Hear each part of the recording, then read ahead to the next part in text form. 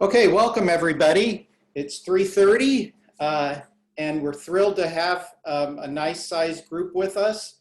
I want to go through the bullets up here on the screen very quickly. As I just said, this training will be recorded and archived on our website, just so you know that.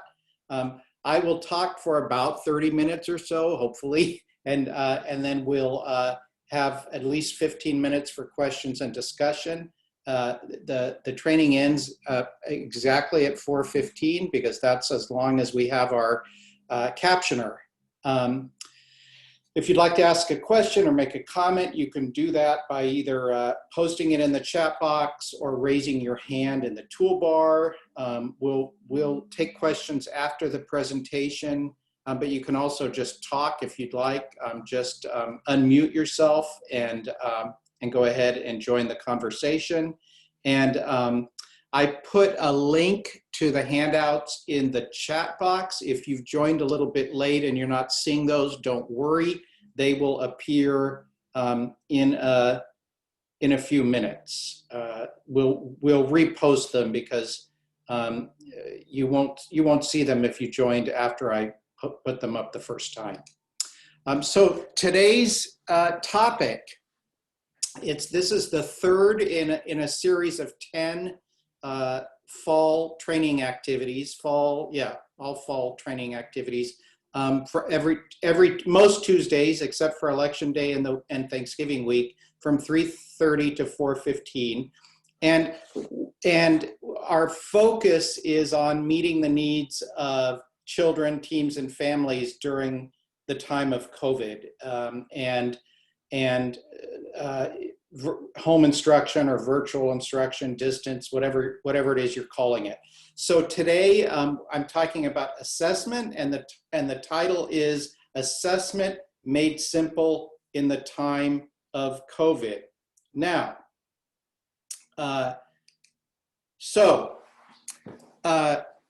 I do want to say that it is not my intention to throw, if I can use a hackneyed cliche, to throw the baby out with the bathwater. There are a lot of really good assessment instruments available, tools available to you, many specific to children who are deafblind.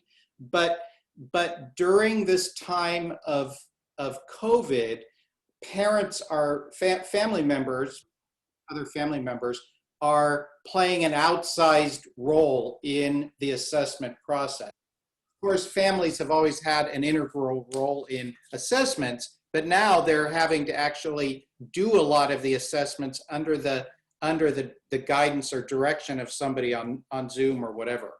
So like right now I'm holding up the Insight Developmental Checklist. We don't expect family members to be able to complete an Insight Developmental Checklist. We wouldn't do that. But on your screen, you see a really, really excellent book that's available free of charge from the website that's in your chat box. And this booklet is called Assessing Communication and Learning in Young Children Who Are Deafblind or Have Multiple Disabilities. Charity Rowland up in Oregon directed the project that created this little booklet. It's got some great information, just general information about assessments. And then and I'm holding up, it overviews 10 instruments that are suitable for use with children who are deafblind, and then gives pros and cons for each of them and a brief description. This is a great book. Home Talk, a family assessment of children who are deafblind. It is also available at no cost. It was designed in part by family members, and it's really easy to use. So basically it asks some questions about what the child does, and based on the answers, it gives you ideas for goals and activities, IEP goals. An excellent, excellent resource. It's included in the in Charity Rowland's assessment guide. Another good one, the home inventory of problem solving skills. So I'm holding up I have it on the screen, but I'm holding it up. Excellent. It asks a few basic questions to determine what the child's basic skills with objects are, what the child does to gain access to objects, and what the child does to use objects. It's really good, and it's available in the chat box. The communication matrix, of course, is wonderful, and there is I don't have a copy of that to hold up, but there's a version just especially for parents in English and Spanish. And then finally, the National Center on Deaf Blindness has a really nice short, maybe 6-page practice guide that's called Appropriate Assessment Strategies. So you have some resources there. Now, that's not what I'm talking about today, but you have some resources there. Okay, at the core, what I'm talking about today is a capacity model versus a deficit model. So a deficit model is looking at a child and thinking about all of the things they cannot do. A capacity model is quite the opposite. A capacity model looks at a child and looks at their strengths and their abilities and their gifts, and then uses that information to build on those strengths. And it's often said that it's very easy to look at a child and in a few minutes make a list of all the things that you don't think the child can do. That's not that hard. You don't need special training to be able to make a list like that. It's much harder, and it takes a keener eye and knowledge and skills to look at a child and determine what their strengths and abilities are. And let me give you a funny story about this. So when I was teaching, well, it's kind of a funny and sad story. When I was teaching, I was at a residential school, and I had a young man who was in my class who was supposed to go home for a 4-day weekend. And for some reason, we discovered that nobody was going to be at the bus stop in his hometown to pick him up. So he wasn't put on the bus. He didn't have anywhere to go, and the school was shutting down. So it was determined by the administration that he should come home with me. So he did. And that night I had a family birthday party with my parents and my brothers and sisters. And he came along, and you have to understand, this kid, young man, 20, 21 years old, really great guy, fun to be with, interesting, funny, just a real pleasure. And he really enjoyed hanging out at the birthday party. And we were getting ready to leave, and my mother came up to me, and I said, "So, what do you think of him? Isn't he a nice guy? I think he really enjoyed being here with all of you."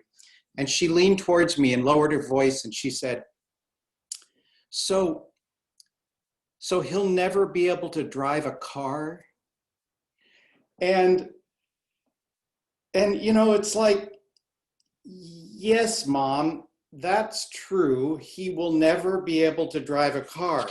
But just look at all of the things that he does, and what a nice guy he is. But that's just an example of how easy it is to look at somebody and say, okay, well, this is what they don't do or will never do, maybe, who knows. I have an article in the chat box that my colleague, Julie Meyer, who's here with us today, wrote, Capacity or Deficit, the lens we use to view students does make a difference. And she also took this article and made a training that she's done all over the country, I think, maybe world, an assessment article looking at assessment through through rose-colored glasses.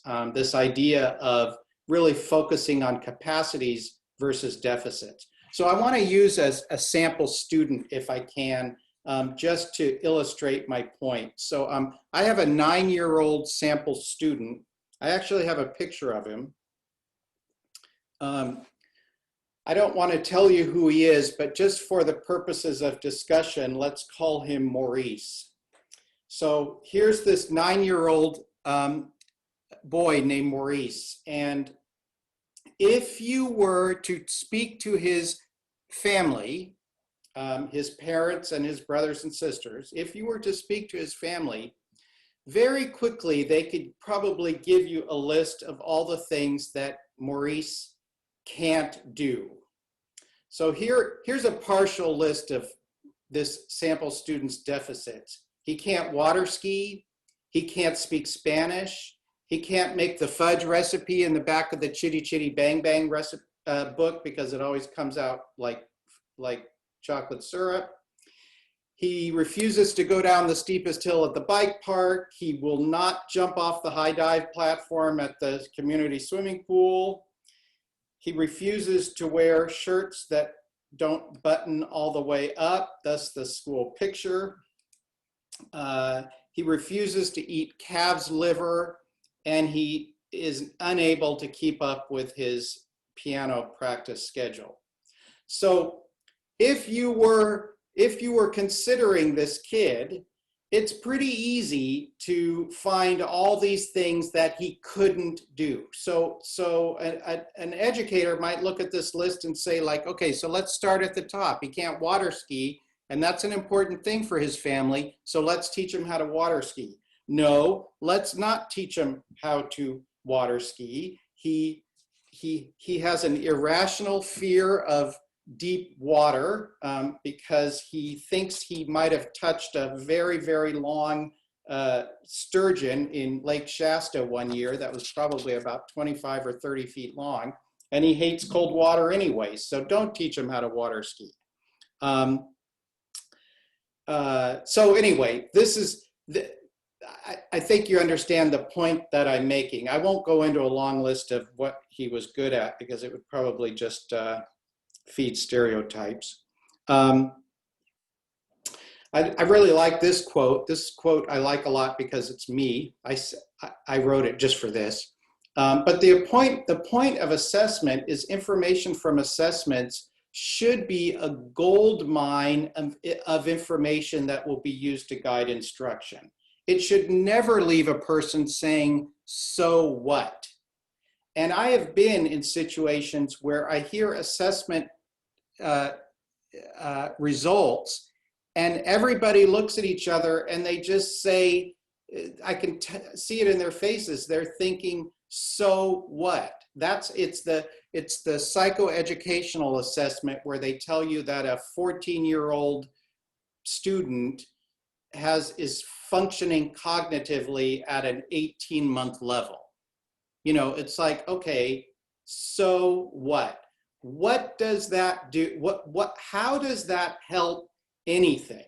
I understand sometimes you have to do assessments like that to get services or to qualify for whatever, but from a practical standpoint, what good is it to know that a 14-year-old is functioning at an 18-month-old level? What would be really helpful, and I've got some props here. So what would be really helpful would be to know that a child can sort forks and knives and spoons. That's helpful information, because if I know that a child can sort knives and forks and spoons, then I know, okay, now I know what the next thing is that I should be teaching that child. So here I've got props. So here's, you can see I'm holding up 2 identical spoons. So we know that they can match identical objects. But then I want to teach that a big one and a little one are still both spoons, or a silver handle and a black handle spoon, they're still both spoons. or you add a plastic spoon to that, that's still a spoon. And then, so we have some people from Blind Babies. So let me use a Enchanted Hills Camp example. So now that I know a student can sort forks and knives and spoons, I want to teach them that all those things go together because we call these things flatware. And there's another category of things that are on the table at Enchanted Hills Camp, and that's things like salt shakers, pepper shakers, ketchup containers, maple syrup, whatever it is. And so when we put away all of the things from the table at the end of every meal at Enchanted Hills Camp up in Napa, the knives and forks and spoons go into the tray with the soapy water, but the salt and pepper shakers do not go into the tray with the soapy water. They go on the big table. So that would be the next level above what I just said. Now we're talking about, okay, let's make a whole sorting category of flatware and let's make a whole sorting category of condiments. So a good assessment will give you clear information about, okay, this is what the child does. That child does not need to spend the next year or two sorting forks and knives and spoons. That takes the joy out of life. What the child is ready for is the next thing. Okay, and I want to honor, now we're going to get into the assessment model that I'm focusing on today, but I want to honor Jan van Dijk, the Dutch,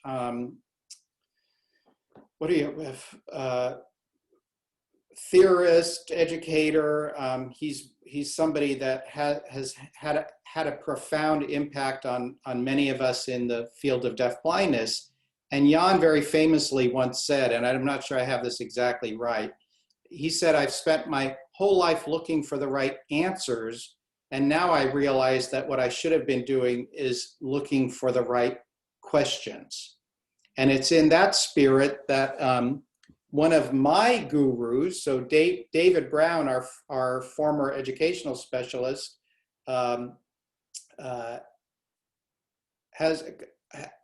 often talks about his gurus, and he talks about Jan van Dijk being one of his gurus. And I was listening to David a couple of years ago, and I had this aha moment when I realized that David is one of my gurus. And David has taken Jan van Dijk's work and popularized it in a different way. And one of the things that David has popularized is this idea of follow the child. And so in 2014, so 6 years ago, David wrote an article in our newsletter that's called "What Does Follow the Child Mean?" And you have that in your in the chat box, so you can just click on that to get to that article. But in that article was this assessment model that's built on 4 basic questions. And I call it I don't think David called it this. I was talking to him the other day. He said he never thought of it. Assessment in 16 words. And then I told David, I said, but actually it's really 7 words, because it's 7 words that then some of them repeat over and over to get 16 words. But that sounds too complicated to explain. So I said, okay, so let's call it assessment in 16 words. And what David was saying here is that if you ask these 4 questions, then you will get at the heart of that child and what you should be doing with that child educationally. And so he came up with these 4 questions. How do you feel? What do you like? What do you want? And what do you do? So let me go through each of these 4 briefly. And the first question is, oh, I know, one other thing I wanted to say about this is that because of COVID and the outsized role that families are playing in assessments, the reason why I wanted to focus on this today is that I just think there was never a better time for this model. I just thought, was there ever a better time to take assessment, the complicated, the complicated nature of assessment, and distill it down to something that anybody can do, that anybody can feel confident about. So, okay, so question one, how do you feel? So when we ask this question, the you is the child. And so we're just saying at that moment that we're looking at this child, how are they feeling? I have a, I'm gonna hold up this audiogram that I found in a student's file that I was serving a couple of years ago. And I saw this student when she was 8 years old, but this audiogram was done when she was 3 years, 11 months. An audiogram is a test of the child's hearing. And the validity of this audiogram, you can mark good, fair, or poor, and the audiologist checked poor. And then under remarks, the audiologist wrote, very sleepy with green nasal drainage. That's in the remarks. And then under the impressions, it says moderate conductive hearing loss for the better ear. Test results are with poor validity. And finally, she says that the child has ear tubes in the right ear, and in the left ear, she put a question mark, which suggests that the child's ears were so plugged up that she couldn't even tell whether the child had ear tubes in the left ear. So this poor kid was 8 years old when I saw her. This hearing test was done when she was almost 4. So for 4 years, this is the information that guided instruction about what she could hear. And it was done on a day that she was sleepy, had green nasal drainage, and the audiologist couldn't see inside of her ear. So it's important at any time we're assessing a child with understanding that that assessment is really just a snapshot of that child at that moment. How are they feeling? So we do use these. We sometimes talk about the levels of arousal. There are various models of arousal levels. This one from the Carolina Record of Individual Behavior, the CRIB, uses nine levels of arousal, from deep sleep, quiet sleep, active sleep, drowsy, quiet awake, active awake, fussy awake, mild agitation, and then uncontrollable agitation. This is one of the models of arousal levels. But what's not necessarily reflected in arousal levels just by themselves is just how is the child doing. When you think about all the emotions that a child could be experiencing at the moment they're being assessed. Maybe they're sad. Maybe their pet dog died the day before the assessment. That would not be reflected in arousal levels necessarily. Maybe the child's frustrated, confused. Maybe they're jealous because on the way to the testing room, they passed a classroom that was having a cupcake party. And they think, wait, I'd rather have the cupcake party than go where I'm going. Maybe the psychologist's office is right next to the nurse's office. So when the child walks past the nurse's office and smells the scent of rubbing alcohol, they think, oh no, this is one of my least favorite places in the whole school. I don't want to be here. So there's a lot to think about when we think about how does the child feel at that moment? Are they at their best?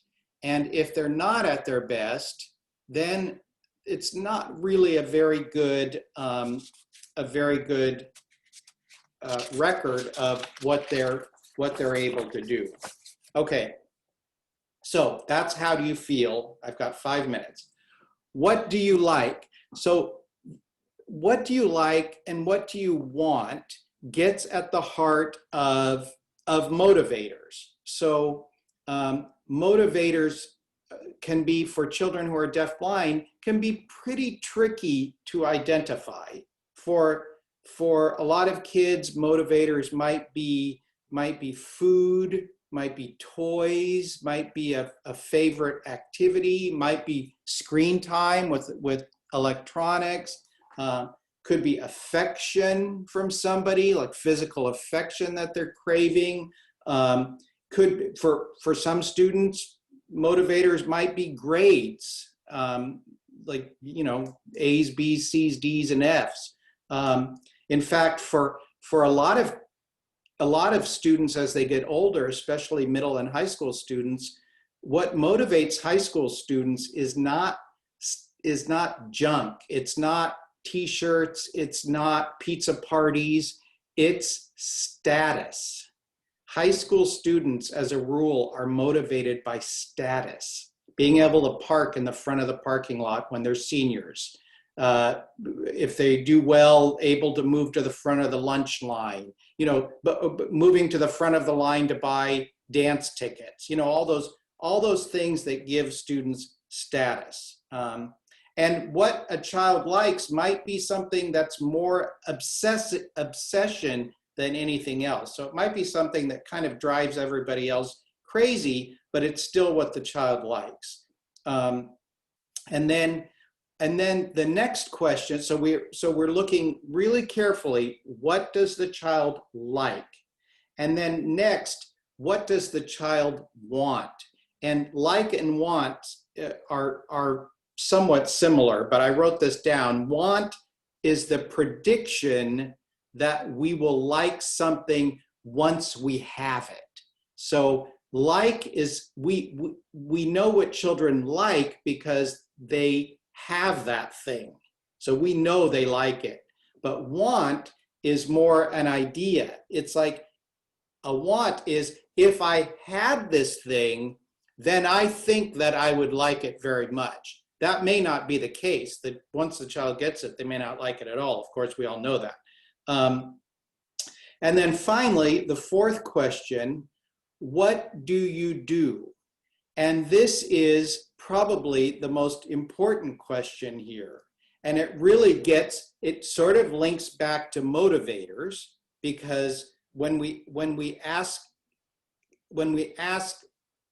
at a child and think, what do they do? It's sort of giving us a hint of what motivates them. And whenever I hear teachers say that a child doesn't do anything, I just think in my head, no, that's not true. All children do something. We just have to watch them, be careful. It's 4 o'clock. Be careful observers, and pay more attention to what they are doing. And it might be as simple as just, when left alone, what does the child do? So when left alone, the child takes the cuff of their sweater, the sleeve of their sweater, and picks at the yarn. And pretty soon the yarn starts coming out in a long piece, and the cuff of their sweater starts to unravel on their arm. Okay, that's what a child does. And that's important information, because if we know that when left alone, the child will find a piece of stray yarn on their sweater and slowly work it out and start unraveling their sweater, that gives us an idea about their fine motor skills. It gives some information about gross motor skills. It gives us information about other activities that might satisfy the same interest without ruining their clothes and making their parents have to run back to Kohl's to buy a new sweater every week. So the question of what do you do tells us so much about what then we can teach. If we know what a child does, then that gives us ideas for materials, for activities, and most importantly, it gives us ideas for how to move from one skill level to another. Because that's, I don't want to necessarily close on a downer, but in some educational programs, I think people get stuck. They discover that a child likes to do, I take it back, I didn't mean to say that. They discover that a child can do something. So maybe they have the child putting clothespins on the rim of a coffee can. So they have 10 clothespins and they have to pick up the clothespins, pinch them and put them on the rim of a coffee can, an empty coffee can. Okay, I'm not sure where exactly that leads, that specific activity. I understand the goal of that activity is sort of working on pincer grasp and all that. I get that, and eye-hand coordination. But the bigger question is, okay, if a child can do that, then let's stop doing the clothespins and the coffee cans and say, okay, if they can do that, then what's the next thing up that we should be teaching them? What's the next challenge that we think the child is ready for? So I know it seems really simple, and maybe almost too simple to be an assessment model, but I think the beauty of David Brown's approach here is its simplicity. What he's saying is, if you ask these 4 questions, and if you very carefully consider the answers to these 4 questions, then you have the information that you need to really design instructional activities that will be challenging for the child and motivating at the same time. So anyway, I'm 3 minutes over according to my clock, but that's it. That's my 30 minutes. I hope that was helpful to you in some way or another. And now I would like to open it up to questions. And I think Julie Meyer is going to help me facilitate making sure that we answer all your questions. You are welcome to, hold on, let me see. That was, oh, well, I have a slide that says questions, and then